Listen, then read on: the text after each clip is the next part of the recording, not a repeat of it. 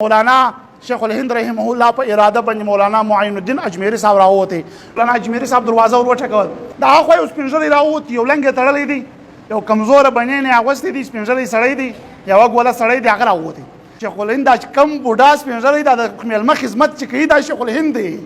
دا هغه چې ناس دي دا شیخ الهند دی. نو بیا مولانا اجمیری صاحب راوغورځي لاسونه یې ورمچ کړه چې حضرت کزما څه بیا د بيسوي اعتماد اپ کو تاسو ما دومره خدمت وکړي. دا سپوردا کاویرونو عاجزي و انکساري و. شیخ الهند په نامه باندې د دیوبند یو لوی عالم تیر شوی دی. زموږ د علماو د پاکستان د علماو په سل کې اتیا علماو د حدیثو د اجازت سند د سره دی. یعنی د ټول علما چې په پاکستان یا په ایشیا کې دي په متحده بر صغیر کې مطلب افغانستان ترکیه هندوستان او دا تر ترکیه پوری دا ټول علما د په اجازت حدیث سند سره هغه طالبان ته سبقان وایي. شیخ الهند رحمه الله ته د مولانا د اجمیر شریف د خانقاه یو پیر مولانا معین الدین اجمیری صاحب په نامه باندې یو ډېر د تصوف لوی سړی دی. نو د اراده وکړه چې د شیخ الهند سره به ملاقات کوم. شیخ الهند هغه څوک چې د انګریز په خلاف باندې داسې تحریک وچلوي چې افغانستان ترکیه هندوستان کې زلزله غوندې انقلاب راوستی. مولانا محمود الحسن شیخ الهند رحمه الله مالټا آباد کړه. په مالټا کې انګریزانو په جیل او محبس کې بندي کړی. ډېر لوی عالم د وخت انقلابي امام او لوی عالم جید عالم و. لیکن مولانا شیخ الهند رحمه الله چرچا د علم دنیا پیژندې چې مولانا شیخ الهند صاحب په علم کې هم لا مثاله په غیرت کې هم لا مثاله په جهاد کې هم لا مثاله د زندگی په هر شعبه کې د دین اسلام په هر شعبه کې لا مثاله. مولانا شیخ الهند رحمه الله په اراده باندې مولانا معین الدین اجمیری صاحب راووتی.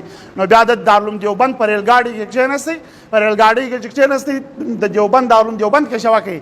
په دارالعلوم دیوبند کې چې شوا کوي نو بیا ټانګي والا ته 100 روپۍ ورکړي چې زه د شیخ الهند مولانا محمود الحسن دیوبندي رحمه الله او ملاقات ته ځم د هغه د ملاقات په نیت باندې راغلی د اجمیر شریف څخه ته ما د هغه تر کور تر ځای ورساو.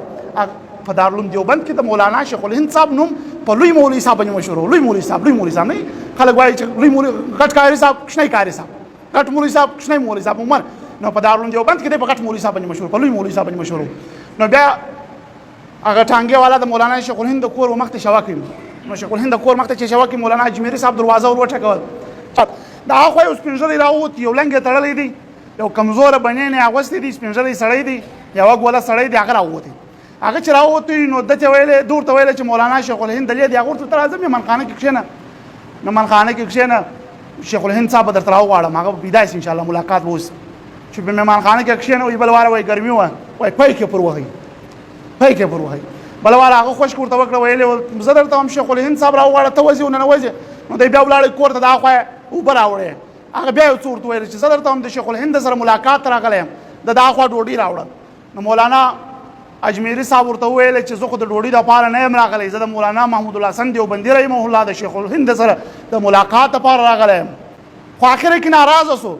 شیخ الهند دا کم بوډا سپینږیری دا د ملمه خدمت چې کوي دا شیخ الهند دی. دا هغه چې ناست دی دا هغه شیخ الهند دی. دیت نه پیژني چې دا هغه شیخ الهند دی. دا هغه ولدلته خو شیخ الهند په دغه زموږ په دغه کور خو د شیخ الهند نه دی.